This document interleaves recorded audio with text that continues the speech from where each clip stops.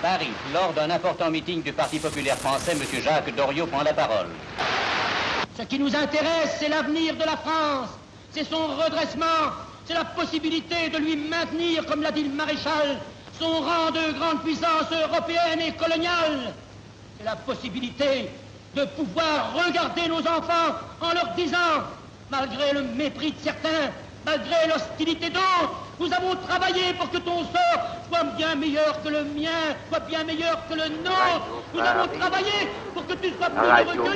Voilà le lait que nous voulons. Radio Paris est allemand. Radio Paris ment. Radio Paris ment. Radio Paris est allemand. J'invite tous les Français qui veulent rester libres à m'écouter et à me suivre. Vive la France, libre! L'Université populaire de l'Aube et Jean Lefebvre présente la radio sous l'occupation, avec comme invité prestigieux Jean Lebrun de France Inter. Et moi, je me souviens que le premier poste de radio dans ma famille a été fabriqué par le voisin d'en face. Pas que l'appareil que nous a montré Daniel vous fasse penser que les postes à galène étaient majoritaires. Il y avait déjà de grandes marques qui fabriquaient des postes de radio, je pense à Radiola. Et les radios privées étaient souvent les plus dynamiques, les plus inventives. Et je pense à l'une d'entre elles qui va avoir beaucoup d'influence pendant la Deuxième Guerre mondiale à cause du style qu'elle a imprimé dès 1935. Elle avait été créée par Marcel Bleustedt-Blanchet, le papa d'Elisabeth Badinter, et le patron des avant-guerres de Publicis. Et cette agence publicitaire qu'il dirigeait avait fabriqué des messages extraordinaires. Chez Lévitan, le meuble dure longtemps. André, le chausseur, sachant chausser. Radio Cité de Bleustedt-Blanchet avait aussi imaginé des feuilletons. La famille Duraton existait déjà avant la Deuxième Guerre mondiale et elle a duré sur Radio Luxembourg pendant des lustres. C'est lui, avec Jacques Canetti, qui a inventé le crochet radiophonique. Donc Radio Cité avait imprimé un rythme, une façon d'être, un style qu'on n'a pas retrouvé, hélas, dans la radio de 1939-1940, dans les postes d'État, pendant la drôle de guerre. Il n'y a pas eu en France de tradition de postes de radio de propagande. Je dis ça parce que c'est un sujet d'actualité, puisqu'on voit maintenant M. Bolloré installer un système qui dit que les radios doivent être des radios d'opinion. Radio d'opinion, ça veut dire radio de propagande, radio très polarisante et très polarisée. On n'a rien eu de tel en France parce qu'on n'était pas l'Allemagne, parce qu'on n'était pas l'Italie de Mussolini, parce qu'on n'était pas l'URSS de Staline et parce qu'on n'était pas les États-Unis. Les meilleurs des émetteurs sont du côté de la zone occupée. Et les Allemands ont d'ailleurs pris soin d'inclure du côté qui est le leur de la ligne de démarcation, le plus important émetteur qui s'appelle Alois.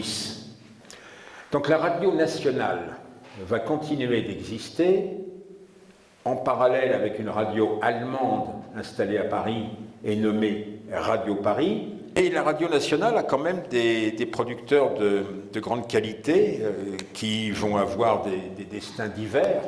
Je pense à un jeune homme qui s'occupe des lettres et qui s'appelle Claude Roy, qu'on retrouvera après au Parti communiste et après le Parti communiste au Nouvel Observateur.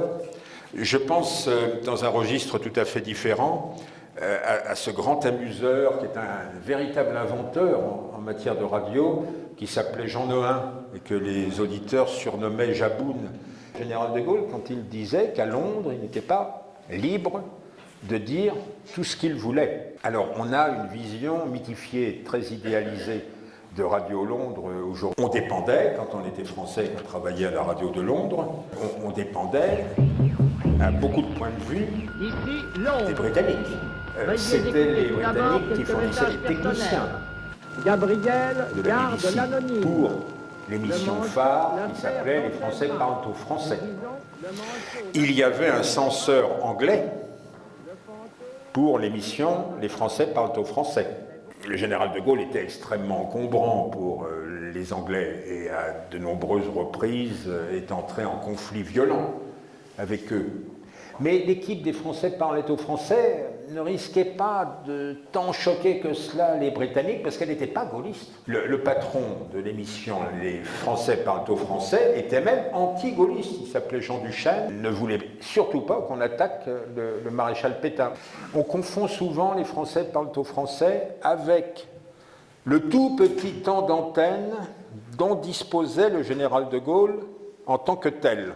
Le général de Gaulle pouvait s'exprimer dans ce segment qui s'appelait « Honneur et patrie ». Oui, mais ça, le général de Gaulle vous parle, c'était très rare. C'était généralement Schumann qui parlait. Et il est arrivé que le général de Gaulle soit interdit d'antenne.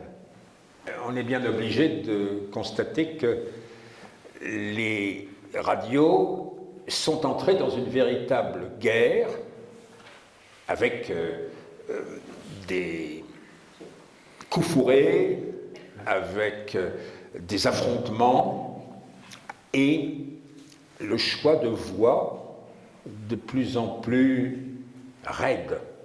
Alors vous parliez, de Jean-Hérol Paqui. Il n'est pas l'éditorialiste en chef, il est l'éditorialiste de remplacement, le suppléant de Philippe Henriot. J'ai nommé Philippe Henriot, poète à l'origine. Bien des Français, en dépit des décrets, écoutent encore les radios étrangères.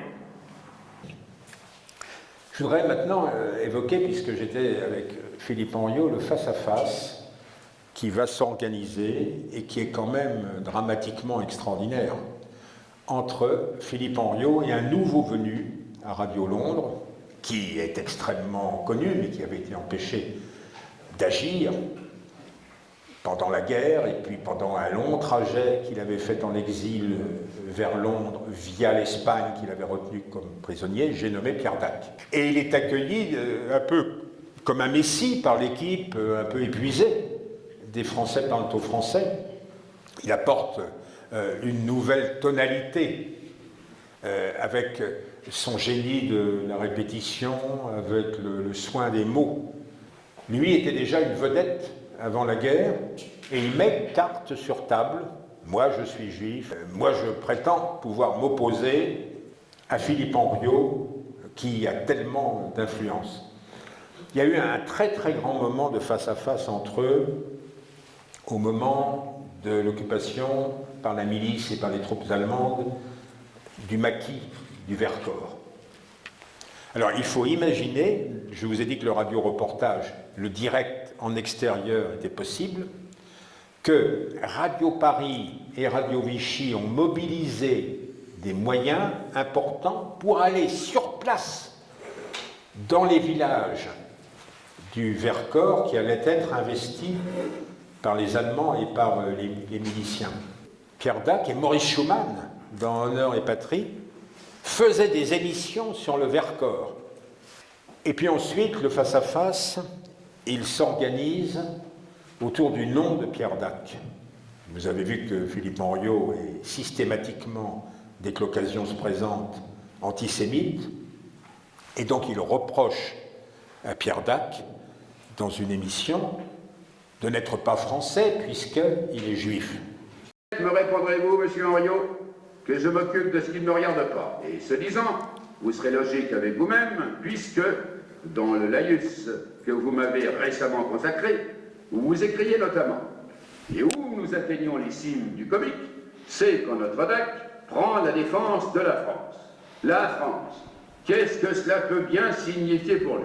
Eh bien, monsieur Henriot, sans vouloir engager de vaines polémiques, je vais vous le dire, ce que cela signifie pour moi, la France. Laissez-moi vous rappeler, en passant, que mes parents, mes grands-parents, mes arrière-grands-parents et d'autres, avant eux, sont originaires du pays d'Alsace, dont vous avez peut-être, par hasard, entendu parler, et en particulier de la charmante petite ville de Niederbronn. Sur votre tombe, Si toutefois vous en avez une, il y aura aussi une inscription. Elle sera ainsi libellée. Philippe Henriot, mort pour Hitler, fusillé par les Français. Bonne nuit, monsieur Henriot. Dormez bien, si vous le pouvez. Les auditeurs repus de propagande, repus de fausses nouvelles, d'informations incontrôlables, ils écrivaient à la radio suisse romande, ils écrivaient à Radio Londres, assez nombreux pour dire Ici, si on vous choisit, c'est parce qu'on a confiance en vous et qu'on sait que vous cherchez la vérité. Et comme Radio Londres était à plancher. les sanglots longs des violons de l'automne. Je répète, les sanglots longs des violons de l'automne blessent mon cœur d'une langueur monotone. Je répète, blessent mon cœur d'une langueur monotone.